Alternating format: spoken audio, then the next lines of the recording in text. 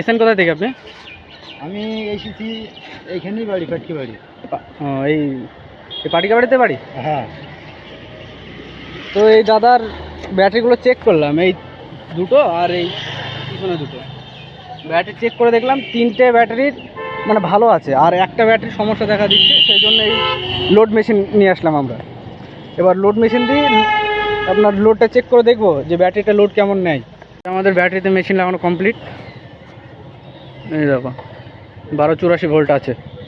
এবার দেখি কোন সেলটা খারাপ আছে। মালটা দেখতে পাচ্ছ, এই সেলটা দেখো, এই সেলটা ফুটছে, এই সেলটা এই দেখো, বুঝতে পারছো? তার মানে এই ব্যাটারিটির এই একটা সেল খারাপ। তোমরা যদি ব্যাটারি রিপেয়ারিং করাতে চাও তো উপরে দেওয়া নাম্বারে তোমরা যোগাযোগ করো, আর এই ভিডিওটি লাইক, শেয়ার এবং ফলো করবে পেজটাকে।